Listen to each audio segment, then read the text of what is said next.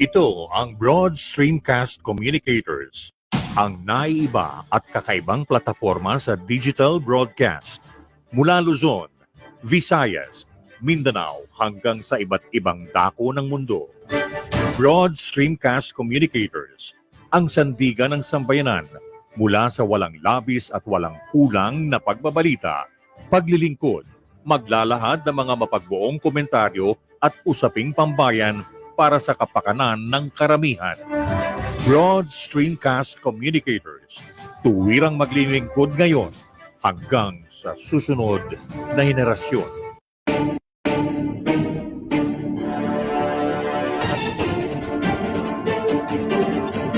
Ang sinumang lingkod bayan, hindi nakukuhaan. Nanumpa na maglilingkod ng buong puso batay sa tanggapan na kanyang pamumunuan. Bago ang lahat, mamamayan muna. Ito ang palatuntunang maglalahad ng mga tuwirang impormasyon upang magsilbing gabay ng ating mga nanunungkulan saan mang tanggapan ng pamahalaan para sa kapakanan ng mamamayan. Bago ang lahat, mamamayan muna. Maglalatag ng mga naangkop na payo para sa lahat ng mamamayan na umaasam ng tunay na pagbabago at kaginhawahan sa buhay. Bago ang lahat, mamamayan muna. At ngayon, narito ang inyong lingkod, Cora Alma De Leon.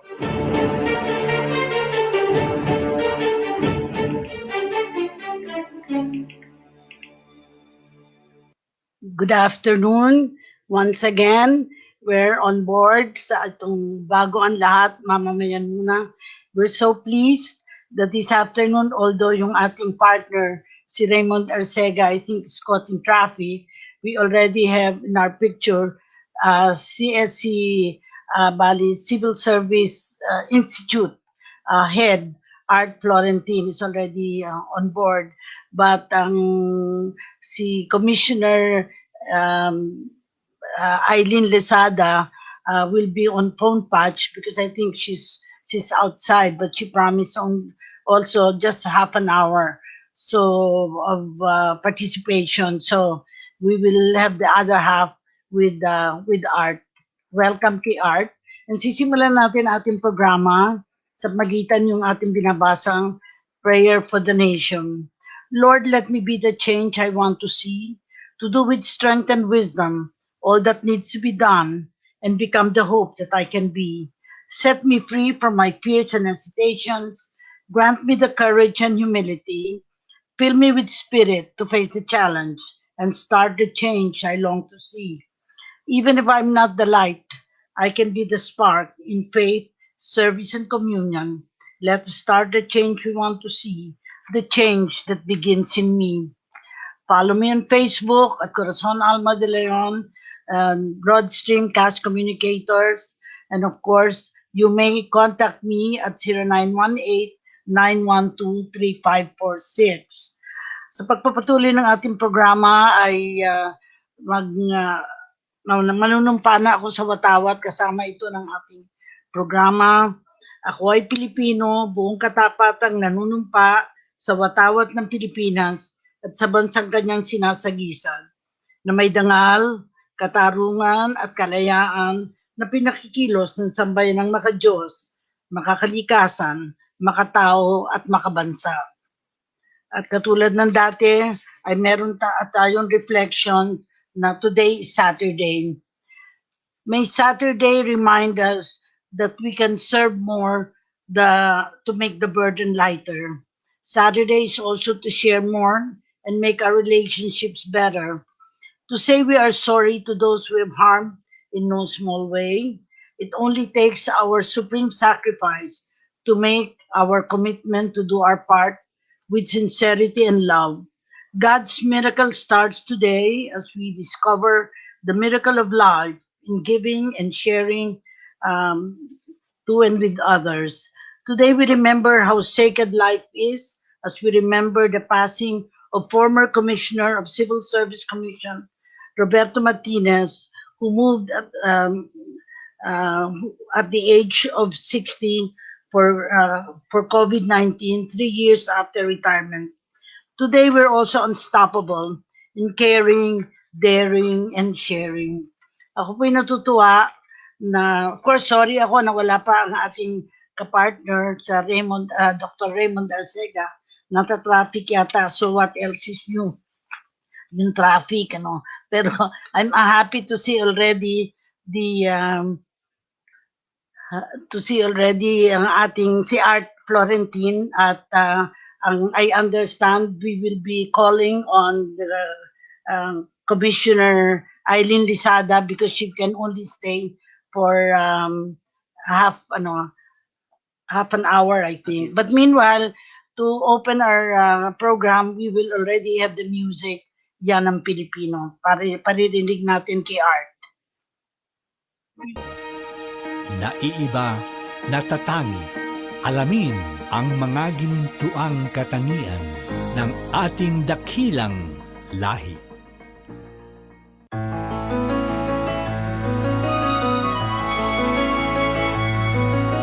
Iba-ibang ating pinagmulahan, sa iisang bayang sinilangan. Mga islang biyaya sa pinagpala, likha ng isang Diyos o bathala. Tinataglay ang dakilang yaman, sa ating binigay ang perlas ng silangan. Gintong lupa't karagatan, kay gandang kalikasan, ito'y sasagipin pangangalagaan. Yan ang Pilipino, mapalad ang lahing ito, likas ang talino, kailangan ng mundo ang Pilipino. Mapagmahal ang lahi ko, may tapang malasakit, kaming mga Pilipino. Mapalad ang lahing ito, likas ang talino, payabungin natin to, ang Pilipino. Mapagmahal ang lahi ko, masipag malikhain, yan ang Pilipino.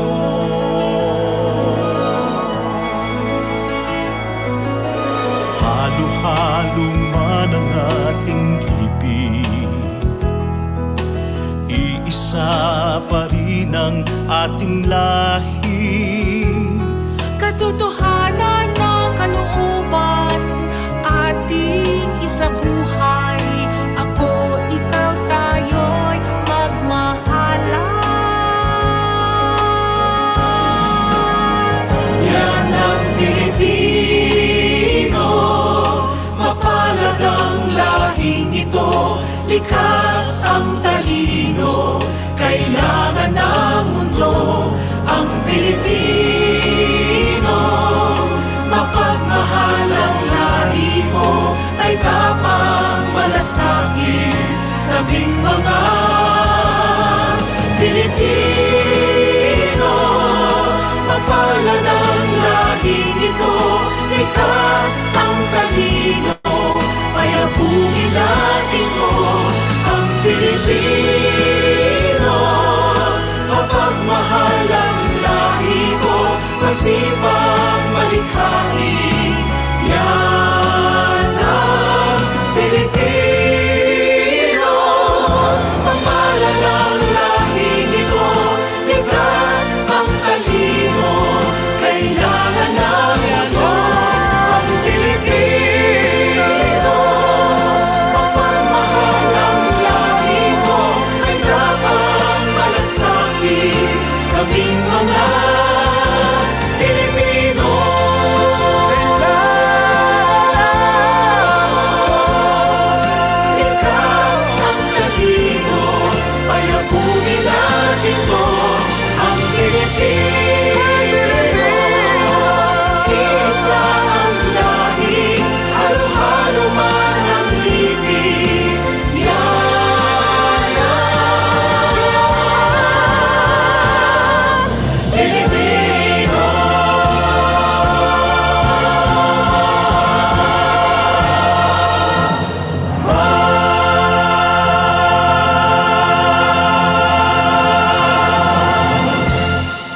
Maraming salamat sa ating kaibigang Ginang Sonia Rocco, pagbibigay ng pagkakataon, patugtugin sa ating programa yung Yan ang Pilipino.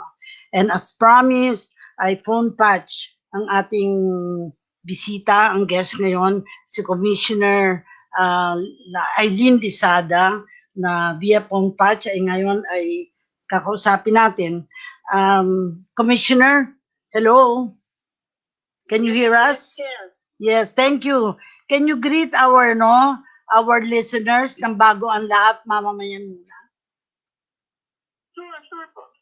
Sige, pakibati lang. Now share.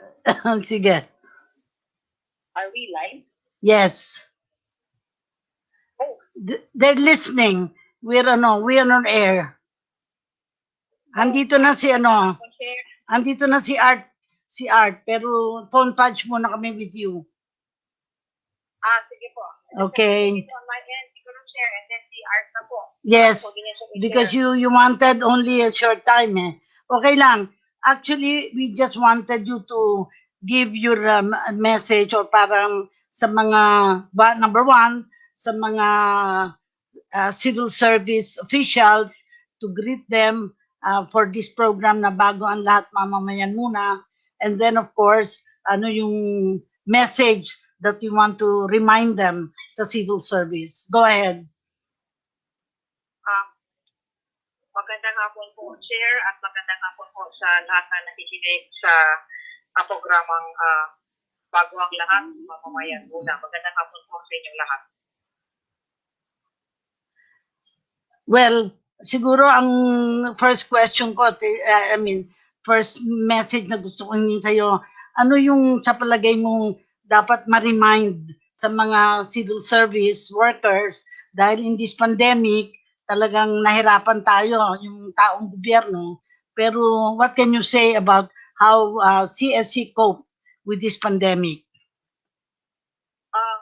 Una yung ginawa ko ng civil service dito, pinagtrastahan din natin yung mga kawani ng gobyerno by coming up with yung alternative work arrangements or yung AWA.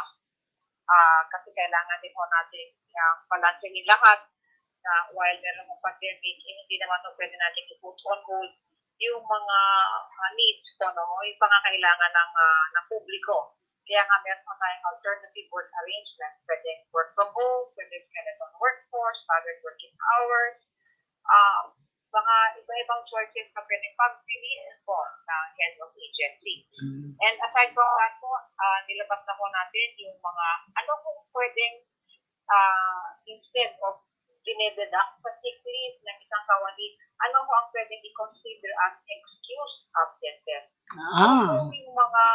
Kung natamaan o kung tinamaan po tayo ng COVID at na kailangan mo ng treatment or ng quarantine. Yung quarantine period po ng 14 days ay hindi mo babawasan sa inyong sick leave. At kung kailangan ulit ng treatment, kasi kailangan mong hospitalize ng isang kawani ng gobyerno or official po, hindi mo yan ibabawas sa sick leave.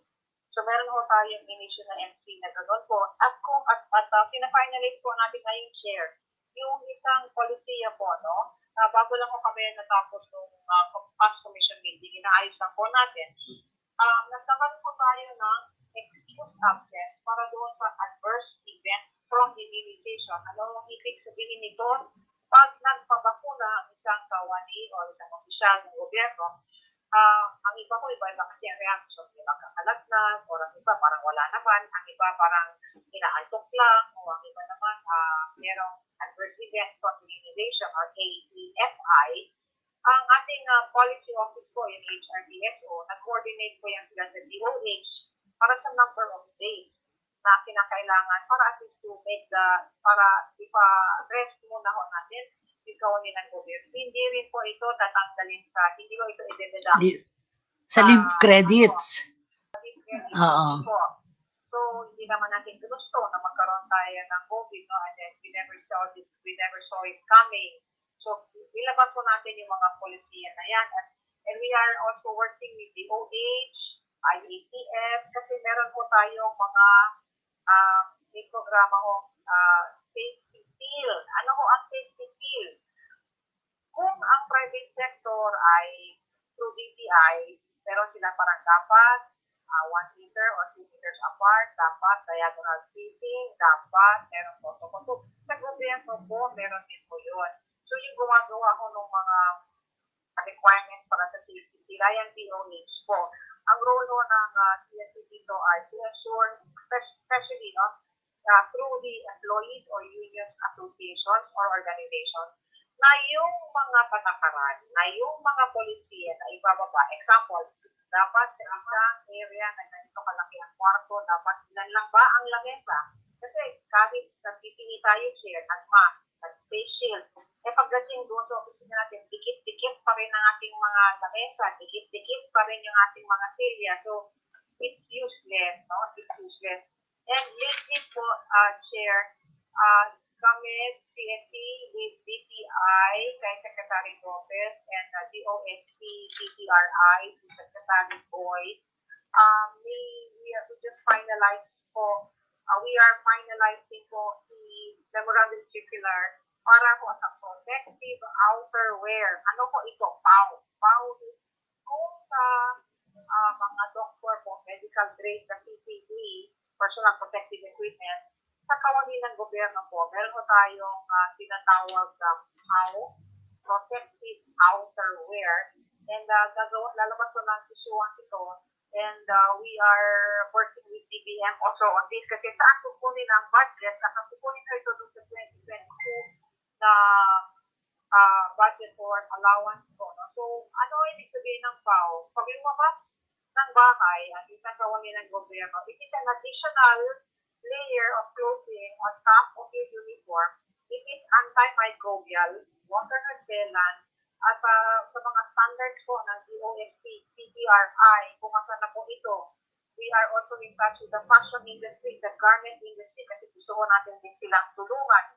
So there are maraming mananahi po nationwide, no, na makaka-benefit po nito. Ang DTI is preparing also the standards para they are connecting us with the private sector. So in turn, as we protect the employees of government through the protective outerwear, nasusuotin nila pag-alis ng bahay, magpo-commute sila, at yung damit nila, protektado po sa loob. Kasi you have an outer layer. It's like an additional apparel on top.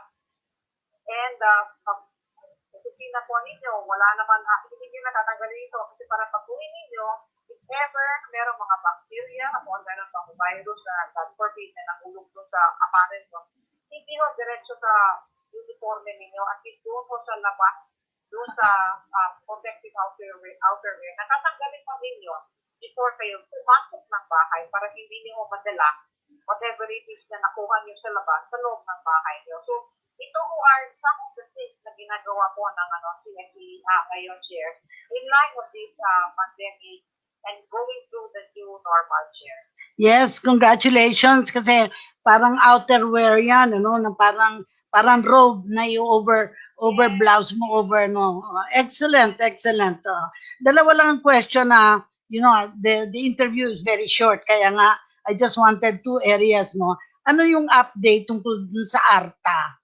Kasi very critical ang role ng civil service dun sa ARTA, no? Na, of course, related yan sa push ng ating presidente about sa drugs and, of course, criminality and, of course, corruption.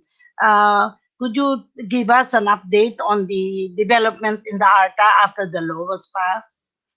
Maraming salamat, Chair. Kinondohan po ng DBM yung creation of positions para doon sa R2, yung anti-red tape unit natin, na which will be under the anti-red tape division. So all regional offices po, magkakaroon, may pondo na po sila to hire para sa unit. So ano ko ang role? Nagkaroon ko ng buwa ang CSC pati ang ARTA. Kasi, ang ARTA kasi, sa central office lang po sila meron. Dito na sa regional offices. That's why nagpapatulog po sila sa akin, CSC, para doon ang sumbungan sa baba. Hindi sa baba, sa regional offices po natin. And then from the unit, iaakyat po yan ngayon, yung mga complaints niya, to anti-red tape division. So, meron ho tayong pondo, meron na rin ho itong mga positions, may mga plantilla na po ito. So, yun ho yung latest natin sa collaboration ng CSC with ARSA po. Yes, thank you very much. The other one, yung how many people, kasi as a quasi-judicial body and civil service, siyempre the interest, have we caught small fish, maliit-liit o malaki-laking isda na committed crime against, of course, property sa civil service, at saka yung have not been in keeping with the requirements of RA 64 17 yata, no? How is our quasi-judicial function na in other words, we stop the employment, yung parang pina-fire natin yung mga employees. Okay. Chair, yung background ko, dati kasi ako sa 14 years, second 14 years sa Office of the Ombudsman Mindanao. So, ito po, I bring it to CSC as well. Kaya dinidili po natin yung inventaryo ng cases. Tinignan po natin kung ilang cases yan ang natutulog o yung hindi gumagalaw. Oo, yung hindi natutulog, hindi gumagalaw, super delay, nakahanap po tayo mga how many years now. So, we are in touch with the proper office and we are moving cases at yung mga sabi nga natin na dapat po yung patas-patas na. Whether you are high-ranking or low-ranking, the commission must treat you in the same level the way we treat salary grade 1 salary, because we're talking about public funds po dito at kailangan ko ayusin ko natin yung pag-dispense ng justice kasi kawawa naman din po kung inisente talaga yung tao. Pero kung hindi naman siya karapat-dapat na mag-stay pa sa gobyerno, tatanggalin po talaga natin. So, marami mong mga matataas na rank, especially po in PhilHealth, I'd say. PhilHealth, we give them priority to PhilHealth. Meron din po mga, ang iba po na nasa PNP, na sa activate jurisdiction ho natin share. So, yung mga disease from Napolcom ay talagang sinasustain din po natin. No? Kasi based on evidence, based on cases, based on facts, we are doing our best po to move mga cases po. That's why our commission meeting po is every Tuesday, and we are trying to be as current as possible dati sa ating mga cases po, Chair. Rest assured that whether you are high-ranking or low-ranking, the law or the policy will be applied equally. Thank you very much. Yung last kasi I remember when I met Prime Minister Margaret Thatcher, she was no longer Prime Minister when she came to the Philippines. Tatlo ang sinabi niya, ni-remind niya sa akin as chairman of civil service: streamline the bureaucracy, fight graft and corruption, and pay the civil servants well. In these three areas, could you comment in terms of streamlining that you are seeing in government? The second one is, of course, fighting graft and corruption, which is also the stand of the president. And the third is, of course, paying the civil servants well. Okay. Payment of the civil servant, I'd like to start from sa baba niyo po. We are, one of my personal, I have 3 advocacies this year. One is a better retirement pay to all government officials and employees. Number 2, it is high time that we talk about the JOs kahit wala silang employer-employee relationship kasi kawawa mo sila sa gobyerno pero hindi naman considered as government employee. And number 3 po, yung institutionalized HR is the LGU. So, sa payment po, maganda na ho yung mga branches na lumalabas. Yung sa binibigay ko sa atin, ang inaayos po natin ngayon ay yung retirement pay po ng empleyado ng kawani ng gobyerno kasi sa ngayon po 3 years averaging po, and ang katanungan ko nga ako dito, Sir, parang is the way that government says thank you. Ito na ba ang the best? Because ang mga kawani ng gobyerno, pag nagtatrabaho, hindi naman nag-average ng trabaho.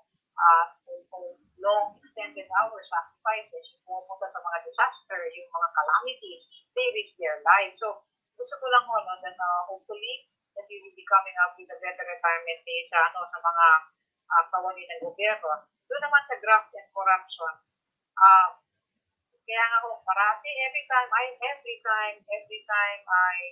a talk, I'd like to connect this with you sa sinasabi niyo the streamlining ng bureaucracy. It's really important to love your work. Mahalin po natin ang ating trabaho. Remember yung first day natin sa pagtrabaho natin. Excited tayong lahat. Masaya-masaya ang pamilya natin. We are so proud of us.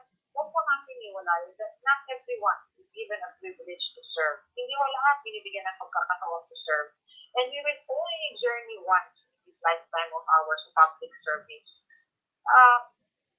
We need to leave a good mark. Ano ang mark natin? Kurakot yung tao na yan. And that do not use your position for personal gain. Kasi hindi naman po talaga part ng job description natin yun. As long as we are on the right track, we know kung ano yung dapat gawin, do your best in whatever position na kung nasaan po kayo, And BSC, rest assured, we will always be with you. We will protect your welfare. We will pursue what is best. We will stand by you and come up with policies that will be for your own good. But we need to partner. Tayo ang mga kawani at ang BSC because we run the whole bureaucracy. Kumbaga tayo ang oil that runs the machinery. So, isang beses lang po tayo na magiging part ng gobyerno for the majority of us.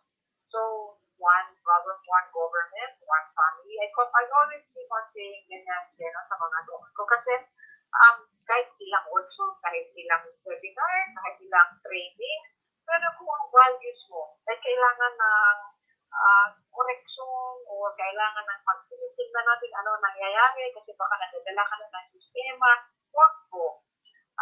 It takes a master to resist temptation. It takes great strength, but let's do it because it is right. It is not only it is legal, it is moral. It is our duty to serve the public with utmost honesty and integrity. So, yun ang masasabi ko doon sa mga tanong ko sa inyo, Chair. Yeah. Thank you. Ang huli na lang, Lasa, hirit na lang ito. What happened to public sector unionism? Is it still alive and it's still para bang, of course hindi naman nakita sila natin nagrarally, pero yung advocacy nila for good governance, can you say something about that now? Oh yes, Chair. Every time the regional offices would invite me, kakatapos ko lang PSU, Public Sector Union, unionism na mga talks, I never decline any request. I talk to them kasi they are the partners ng management. And kaya nga sinasabi natin na ito rin, meron kong bago kasi nilabas na memorandum circular ng presidente ko on yung safety protocol sa mga offices. Yes. So, yung sabi ko nga na may role ang employers, may role ang employees organization in that MC na bago kong nilabas ng presidente. So, May 11, 2021, Memorandum Circular number 86, ensuring compliance of government agencies and instrumentalities with health protocols applicable to their work places during the state of public health emergency and for other purposes. May part po dyan, may section po dyan. Ang role ng employee union organization association is to ensure na ginagawa ng head of agency yung mga protocols. Kasi a policy might be good on paper, di ba, Chip? Pero tinitingnan natin, ginagawa mo talaga, ini-implement pa talaga sa baba. So, we encourage them to let us to speak up. At saka lately, Chair, ang dami kong natatanggap din ng mga emails. They go either direct to my email person, hindi ko alam paano nakukuha. Personal and official. And marami kong nagsusumbong, Chair, yung mga, let's say, yung mga nangyayari doon sa loob of the certain agency. And we refer them on to our HRR ng office. the one in charge po sa mga union, um, we will always be here to listen to all of you, but we need you to give us feedback. Para ho, maging hindi lang about the complaint, but at least with your concerns, we can raise it to management. And management can hear. And also, ang parati ko sinasabi, sorry, napapahaba. Hindi, okay, take your time. Ang sinasabi ko sa PSC, sabi ko, alam ko kayo ang union, kayo ang accredited na union. But I'd like you to take the extra mile. Within the office, within your organization, meron pa rin tayong ibang kasama dyan. Meron tayong mga persons with disabilities, at meron din po tayong mga LGBTQI+. Kaya nga sinasabi ko, pwede bang kausapin nyo rin sila? Let's hear them out, listen to their concerns, and make their concerns your concerns as well. Para when you come up with yung mga suggestions nyo, o kung anong gusto nyo gawin namin, at ibigay nyo sa HRRO doon sa office ng CSC that deals with this, we will really hear kung ano ang boses ng mga empleyado, not only those who are the majority, but as well as those coming from the LGBTQI+, and yung PWD. So, ginagawa naman ho ng HRRO, nagpapasalamat ako sa kanila, kasi at least now, you hear in total, in sum, everybody. And then, tinatanong ko nga, nagkaroon na ba ng Congress ng mga PWD? Nagkaroon na ba ng National Convention ng mga persons with disability sa mga tuwari ng gobyerno? So, maganda rin yung tayo sana with the SWD to have a Congress of mga persons with disability. Parang, okay lang kung ang head of agency ay may foresight ng gano'n. Paano kung wala? So, maybe tama with policy. Parang, lahat ba may ramp pa? Lahat ba may ganito?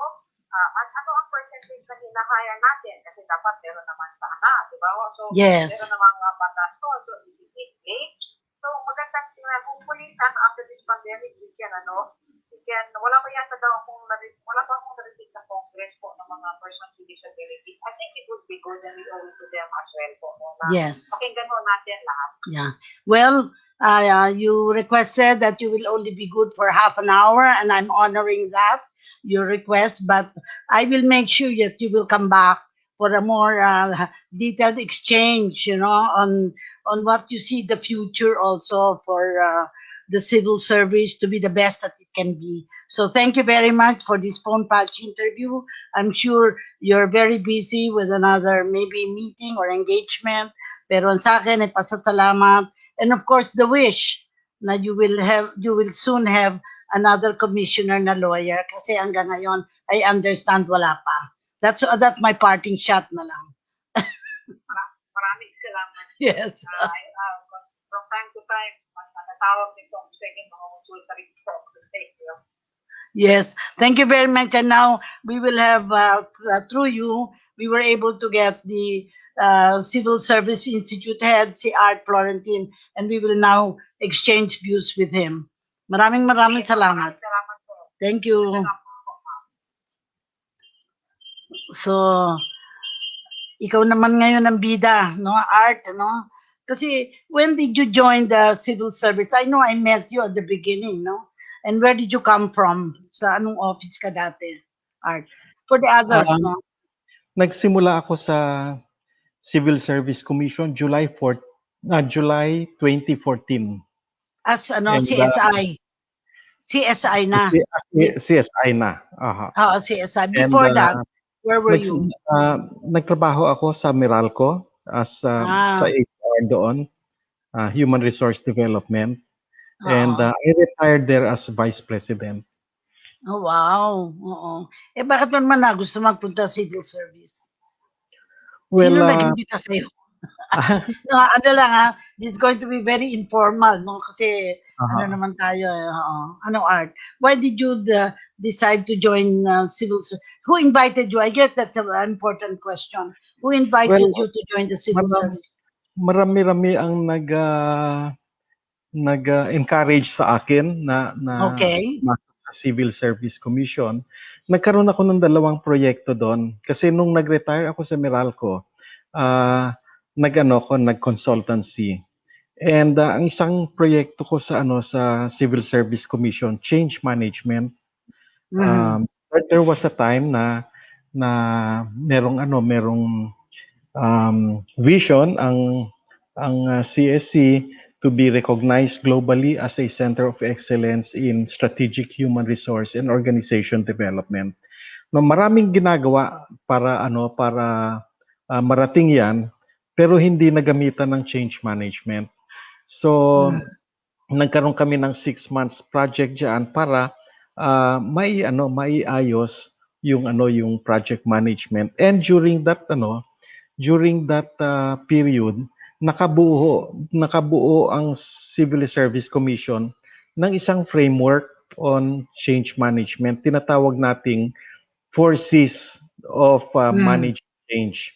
Yung 4 C's na yon ay committing to change, Yes. Capacitating for change, collaborating and contributing to change, and celebrating and continuing change. So yun ang 4 na stages ng Kasi maaring committed tayo pero kailangan i-capacitate din natin ang mga tao dahil kasi once merong change, meron tayong gagawin na hindi pa natin ginagawa dati. Yun yung change, no? And kailangan ma-develop natin yung capacity natin, yung capability natin na magawa ng tama itong mga bagong gagawin natin. So capacitating for change 'yon. Ngunit ang change ay usually malawak 'yan and kailangan hindi yan kayang i-implement ng nag-iisang tao, kailangan nagko-collaborate. And therefore ang third phase is collaborating and contributing for change. And of course, yung huli, we need to celebrate yung mga na-achieve na natin na changes so that we can reinforce and we will be able to sustain the changes that we have already achieved. Oh.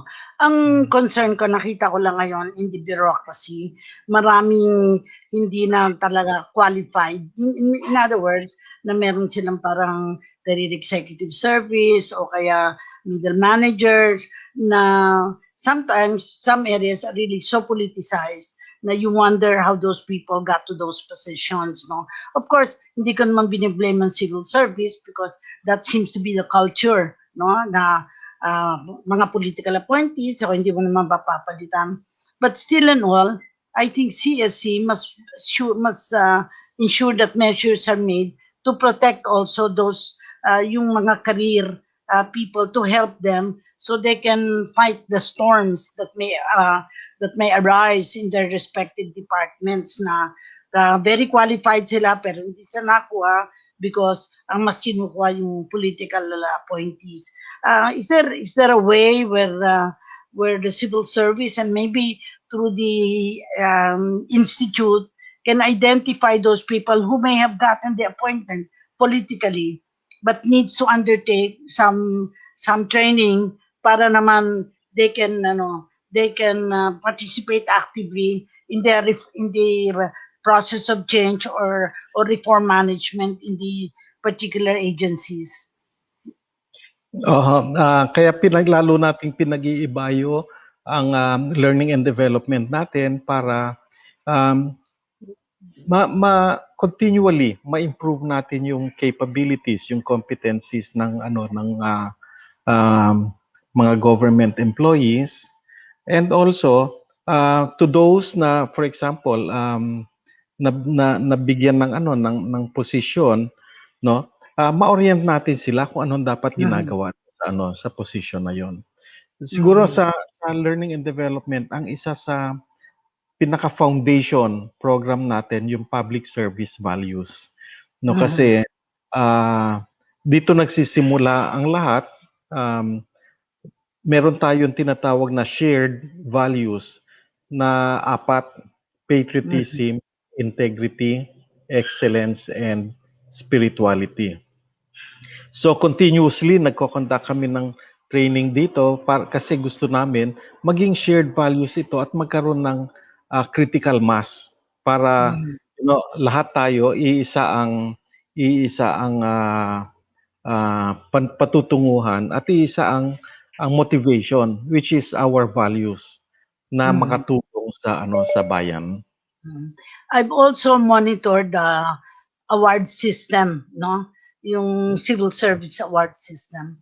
Kasi nakikita ko na this can be a platform for the CSC through, of course, the institute to raise the level of performance for quality. Kaya hinahanap ko din na naging chair ako ng Philippine Quality Award to be able to see mga regional offices also competing or parang applying for those awards. Kasi kung they see no need to apply, they will never be known. Sa aking palagay, there must be an opportunity to honor the heroes because yung award system ng civil service na they are in fact awarded, they get their awards in Malacanang.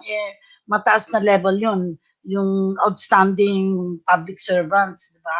Kaya I hope na we give it sa mga government agencies, we put emphasis so there are more nominees. Parang hindi namumulot ng nominees. And then hopefully, some of those eventually can receive the Magsaysay Awards, yung pang highest level na Magsaysay Award. Ano lang yon, comment ko lang yon para tingnan yung talagang pinakamagagaling sa gobyerno na should naman be recognized for the initiative. Yung sinabi mo nga, yung mga values na nagawa na. Is there any effort to also improve the award system? Although ikaw sa institute, pero as a whole, sa civil service, have you seen any effort in that regard? Well, tuloy pa rin natin ginagawa yung award system, yung tinatawag nating praise. No? Yes. And, pero aside from that, inaano natin, parang nire-reinforce pa natin yan kasi yung praise, national level yan. So we are encouraging na ang bawat ahensya, meron silang praise program, pero hindi lang bawat ahensya, ano rin ang bawat ang bawat offices, meron ding kanyang praise na kung ano yung makita sa office, yun ang aangat sa ahensya, at kung ano yung makita sa ahensya, yun ang aangat sa national level. Yeah. Kasi ang nakita ko, magandang parang everybody will be watching sino ba ang awardees this year, no? And it gives really for the people that working in government, it gives that good feeling na kailangan maramdaman ng mga taong gobyerno na na-recognize sila. And speaking of recognizing, I want to recognize Sonia Rocco. Art makes sense about how to go about managing change. In honor ka na ni Sonia Rocco. Si Hernandez, Beng and I are tuned in. Mabel Roa, good afternoon ng Cora, Lizada and Sir Art. Glad to hear about the initiative of CSC for civil servants and for the public during this pandemic. God bless. Armando Laginung, good afternoon po. Watching from Parañaque. Rosalie Tirante, blessed Saturday. Wendy Rebollido Jimenez, good afternoon. Edlin Nancha, good afternoon. Watching from eHome, Santa Cruz, Laguna. And Crisel Arevalo, hello everyone. Tuning in all the time from San Pedro, Laguna. Love you show. Love your show. Anyway, sa pagpapatuloy, Art, kung let us assume for this, na you will become civil service chairman. Example ko lang, no? Parang lang tayo, ha? Sa palagay mo, if you were civil service chairman, ano sa palagay mo you would want to see na pwede mong magawa sa industry? Kasi 7 years lang ang pagka-chair ng civil service, eh. So, ano sa palagay mong gusto mo pang magawa to benefit, no, ang mga civil servants, and of course, to benefit the public in the kind of service delivery? Ano sa palagay mo, Art? Well, na talagang maiangat natin ang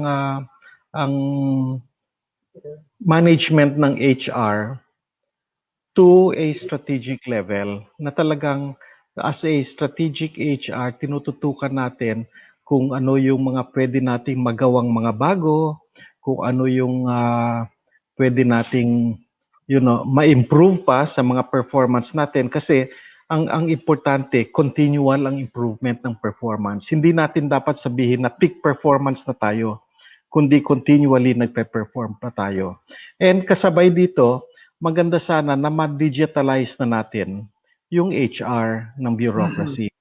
No, na talagang automated yan and konektado yung buong bureaucracy. Ang totoo niyan, marami tayong data. Meron tayong tinatawag na PDS, yung personal data sheet. Available yan, kaya lang paper-based. Kaya can you imagine na can you analyze yung data na yan? 1.4 Oo, million, di ba? pero paper-based. So kung ma-digitalize natin 'yan, ang laking bagay dahil makikita natin talaga kung ano yung nangyayari, ano yung big picture sa buong bureaucracy and saan dapat tayo tumutok para magkaroon ng mga improvements. Speaking of improvement, of course, during my time, many years back, meron tayong scholarship program para yung bachelor's degree completion para sa mga yung undergrad na while they're in government, they will advance themselves. Isa yun. And of course, yung opportunities to go abroad. Maraming nakapag-aral sa Australia, sa ibang countries, Singapore, etc. Na sa palagay ko, pagkakataon na hindi na sila kailangang mag-migrate, makakapunta sila abroad. Even mga empleyado namin sa office noon, sa office of the chairman, were able to go abroad and study. Merong while they were in the office, they were studying. One became a lawyer. Parang kahit na nagtatrabaho pa sila, they can still advance themselves academically to seek higher posts in the bureaucracy. I believe na magandang makitang measure ilan ang nag-advance while they are working kasi many people are likely working for 10 years or 20 years. Did those 10 years, 20 years make a difference in their lives, di ba? Maganda din tanungin natin. At saka ano yung palagay natin, anong naging achievement ng civil service, because I remember you were also, I think there was an award that civil service received. I don't know what it was called. I remember something happened in a hotel and I happened to pass by na merong special program na nangyari doon. But anyway, I'd just like to go back to the idea na ano pa yung sa palagay mo na dapat pantingnan because tama naman sinabi ni Commissioner Lizada, improving the retirement. Nagtatrabaho sila for so many years, pag-retire nila, napakaliit ang kanilang tinatanggap, sa bagay, siguro I want to go back na lang to the role of the CSI.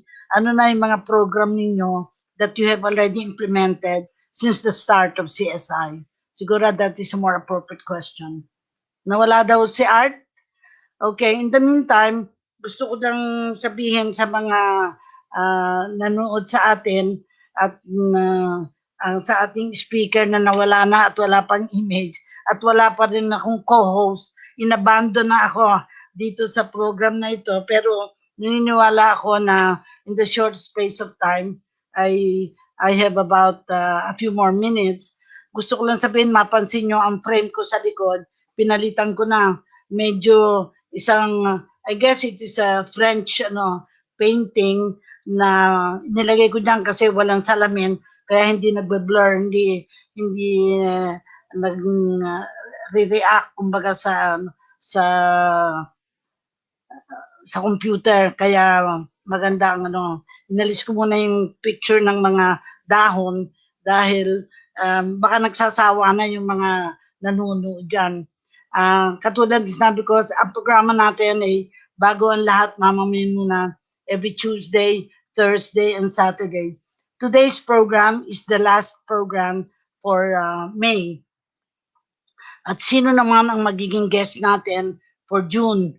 Ang unang-una, kukunin ko muna yung listang nakalagay na dito. Sa June 1st, we will have Emily Abrera. June 3, nakabalik na si Art. Nawala siya sandali. June 3, si Lirio Calixto. Retired na ito, pero from Australia bumabalik. And of course, taga-civil service, June 5, Marife Magud. Sa pagpapatuloy natin, last wind na tayo. Art, ano yung hope mo for the future na lang, both for the CSI and for the civil service as a whole? Yung hope mo for the future? Well, lalo na sa CSI na maging maayos na namin ng husto yung online learning. Nagsimula na kami sa online learning, meron na kami mga webinars, and dahil dyan, mas marami na kaming nasasakop, mas marami na kaming naabot dahil sa online learning. Pero may mga ibang modalities pa ito kamukha ng e-learning tsaka micro-learning modules. No, na as we go along, we will develop modules for e-learning and micro-learning para tuloy-tuloy ang maging learning ng mga manggagawa ng gobyerno.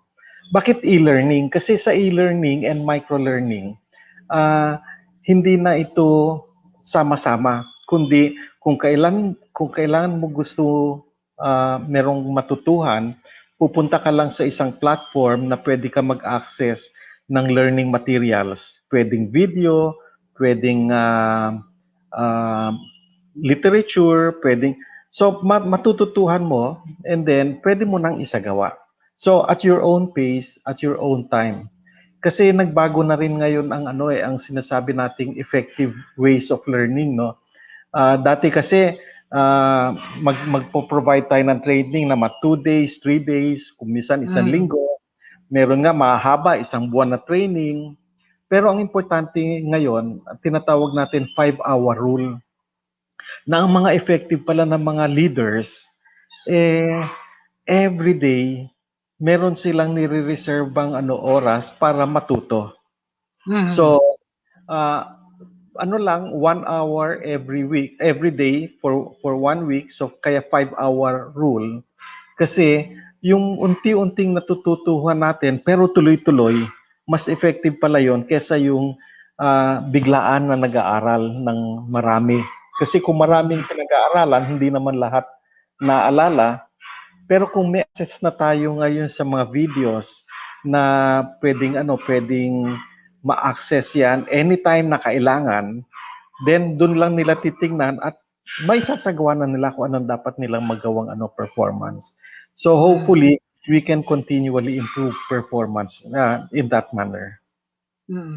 Well, time is too short dahil kalahati lang ang kay Commissioner at kalahati sa'yo. And like I said, I hope we can invite you again para kung ano yung mga developments pa na needs to be shared with our listeners. It has been a wonderful afternoon, short as it might be, and of course, wala pa yung aking kapartner, si Dr.Reymund Arcega, yata na traffic. But I would like to continue and read what I normally read, the poem from Rabindranath Tagore when he wrote, "Where mind is without fear and head held high, where the world has not been broken to fragments by narrow domestic walls, where tireless striving stretch their arms towards perfection, where the mind is led forward to thee into ever-widening thought and action, into that heaven of freedom, my Father, let my country awake."